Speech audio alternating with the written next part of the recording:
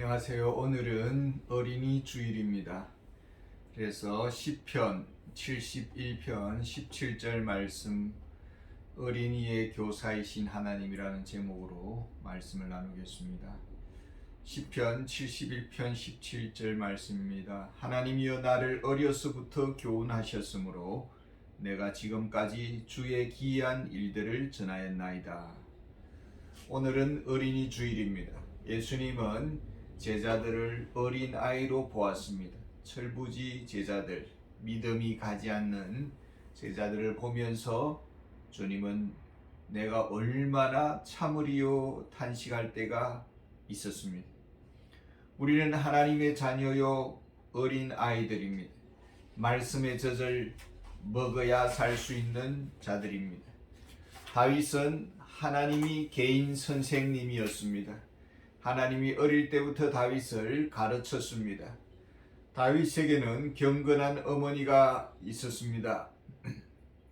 시편 116편 16절에 보면은 하나님이여 나는 진실로 주의 종이요 주의 여종의 아들 곧 주의 종이라 주께서 나의 결박을 푸셨나이다.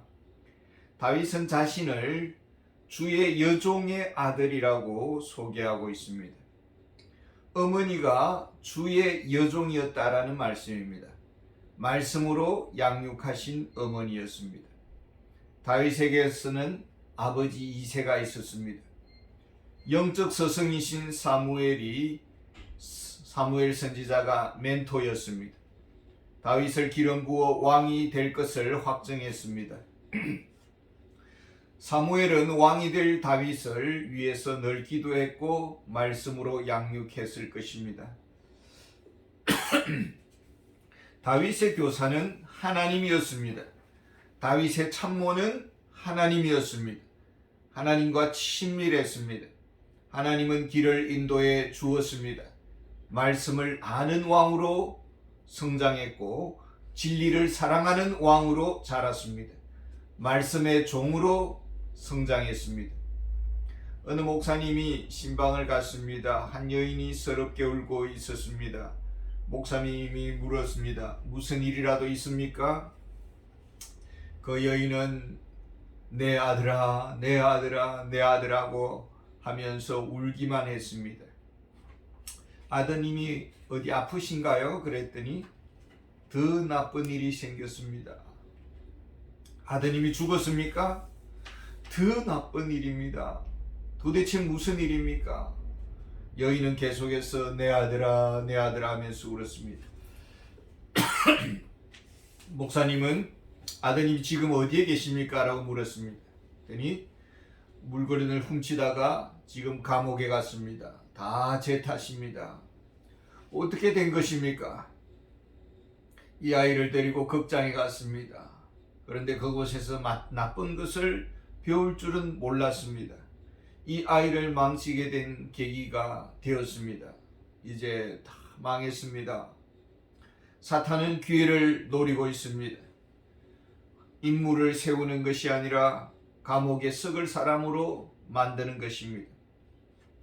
좋은 선생님은 잘 세워가고 악한 사탄은 망가뜨립니다. 교육 방향은 사람을 세우는 데 있습니다. 아이들 앞에서 파괴적인 언어, 절망적 언어, 무례한 말을 사용하지 말아야 합니다. 하나님은 다윗의 인생길에 많이 참아주었습니다. 기다려주고 포기하지 않았습니다. 단념하지도 않았습니다. 선한 도리를 가르쳤습니다. 어느 어머니가 어린 딸에게 한 가지 교훈을 가르쳐 주고 있었습니다. 그런데 이 아이가 잘 이해를 하지 못하는 것입니다. 그래서 19번째, 20번째까지 반복해서 가르쳤습니다. 이 모습을 본 주변 사람이 이렇게 말을 합니다. 어떻게 똑같은 것을 20번이나 반복해서 가르칠 만큼 당신은 그렇게 인내심을 갖고 있습니까? 라고 했더니 그 엄마가 대답하기를 19번으로는 부족해서 20번 가르친 것 뿐입니다. 이렇게 대답을 했습니다. 하나님은 아십니다. 망각의 병을 앓고 있는 우리 사람인 것을, 그래서 예배의 자리에 계속해서 나오라고 하는 것입니다. 하나님은 다윗에게 인내를 가르쳤습니다. 우리에게는 목회자들이 있습니다. 선생님들이 있습니다. 선배들이 있습니다. 좋은 신앙의 어른들이 있습니다. 믿음의 부모님을 주셨습니다. 성령님을 주셔서 항상 가르쳐 주십니다. 그런데도 우리가 잊어버립니다.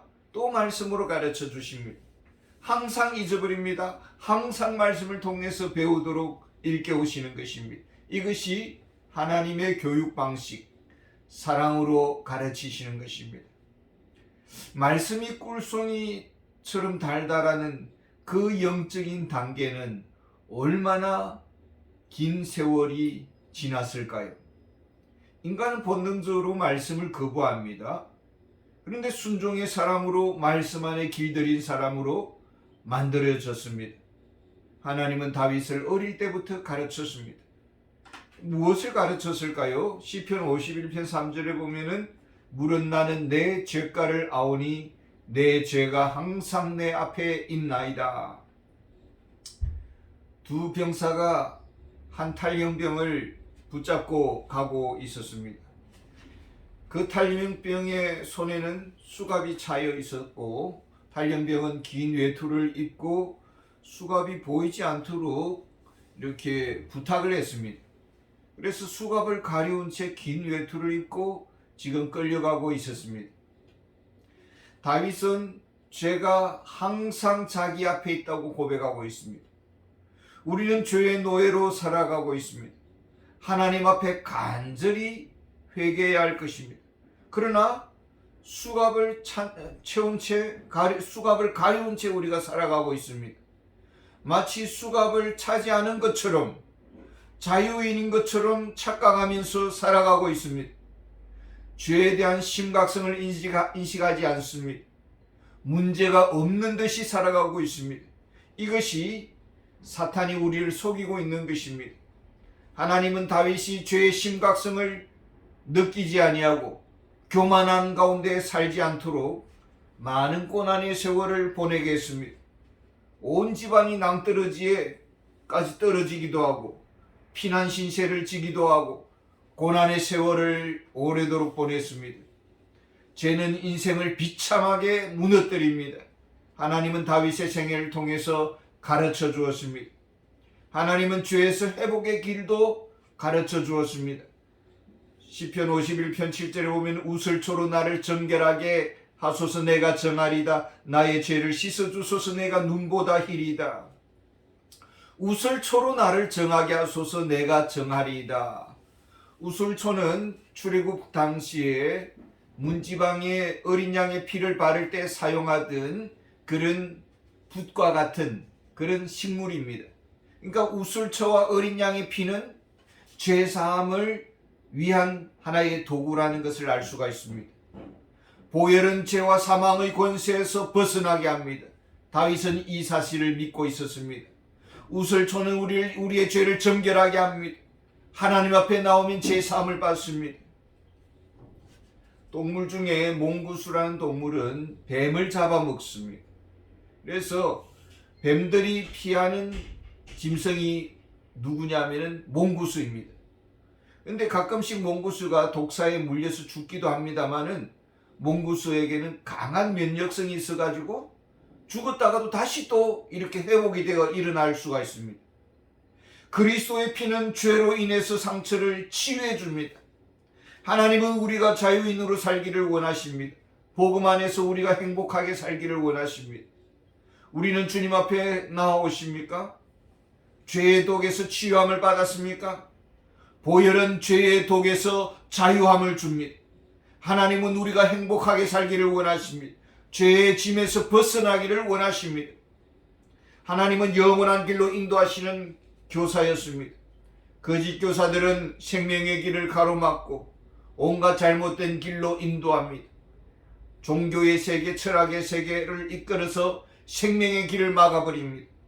영적으로 아주 불충하고 영적 폐잔병으로 살아가도록 그렇게 인도하고 있습니다. 영적 전쟁은 우리 인생에 피할 수가 없는 필수입니다. 우리는 사단과 싸워야 합니다. 죄의 권세와 싸워야 되고 내 안에 있는 육신의 연약함과 싸워야 합니다. 수많은 죄의 유혹과 싸워야 합니다. 과연 우리는 영원한 생명의 길을 바르게 걸어갈 수가 있을까요? 어떤 거부였던 황제가 어릴 적부터 친구였던 한 사람을 궁전으로 초대했습니다. 그 친구는 그 궁정의 그 영화를 보면서 너무나 부러워서 황제에게 너는 정말 행복하겠구나라고 말했습니다. 이때 황제가 언젠가는 내가 내 마음을 너에게 말해줄 때가 있을 것이다 하고는 그날은 그냥 헤어졌습니다. 그리고 며칠 뒤에 황제는 친구 집에 종을 데리고 왔습니다. 종의 손에는 황금 쟁반이 있었습니다. 그 쟁반 위에는 사과가 아주 탐스러운 사과 하나가 올려져 있었습니다. 황제는 그 사과를 그 친구 보는 앞에서 쪼개라고 했습니다. 사과가 둘로 딱 쪼개졌습니다. 사과 안에는 검은 먼지로 가득했고 또 한 마리의 큰 벌레가 기어나오고 있었습니다. 황제는 그 친구를 물끄러미 쳐다보았습니다. 그 친구는 황제가 지금 자기에게 무엇을 말하는가를 읽고 있었습니다. 이게 바로 인생이라네. 겉으로는 화려하게 보이지만은 사실은 그 속에는 더럽고 더러운 벌레가 들어있다네. 이 말을 하고 있었습니다. 인생이, 이 세상이 주는 것은 불완전한 것입니다. 그 속에는 썩은 먼지들이 있습니다.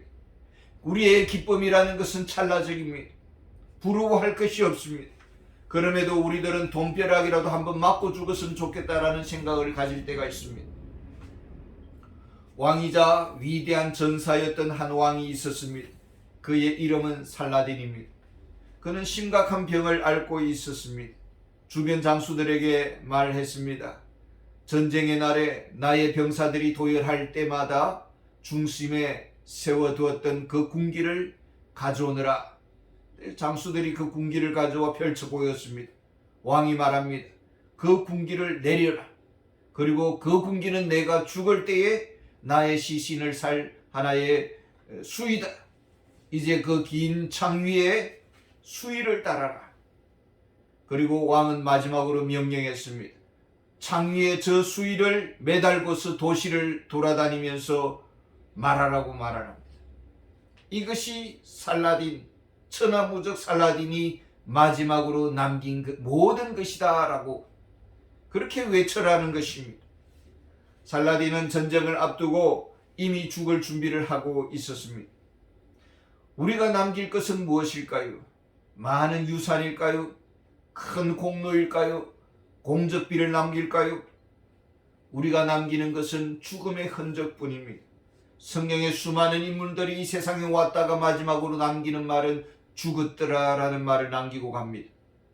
주를 위해서 죽을 각오가 되어 있을까요? 사도 바울은 날마다 죽노라고 했습니다. 우리는 날마다 주를 위해서 죽습니까? 그가 진정한 충성된 사람입니다. 어린 소녀가 주일날 교회에 다녀와서 어머니에게 질문을 합니다. 엄마, 선생님께서 오늘 내게 말씀을 하셨어요. 무슨 말씀을 하셨는데? 우리는 이 세상에 잠시 머물고 있다가 죽은 후에는 다른 세상으로 간다고 해요. 어머니는 물었습니다. 물론이지. 성경에 다 그렇게 기록되어 있는 걸. 소녀는 물었습니다. 그렇다면 우리 숙모님은 호주로 이민을 간댔죠? 숙모님은 호주로 가실 준비를 하고 계시는 거죠? 그래, 너 숙모님은 이민을 갈 준비를 하고 짐을 싸고 있단다. 소녀는 말했습니다. 그렇다면 엄마는 머지않아 또 다른 세상을 갈 터인데 준비를 하고 계시나요? 라고 질문을 했습니다. 다윗은 내가 여호와의 집에 영원히 거하리로다 라고 그렇게 고백을 하고 있습니다. 우리는 영원한 아버지의 집으로 머지않아 갈 것입니다. 다윗은 그곳을 항상 바라보았습니다. 오늘 우리는 준비하고 있습니까? 천국에 갈 준비를 하고 있습니까? 하나님이 주고자 원하시는 것은 천국입니다. 길이신 예수 그리스도를 믿고 생명의 길로 나아가는 하나님의 어린 아이들이 다 되기를 바랍니다. 감사합니다.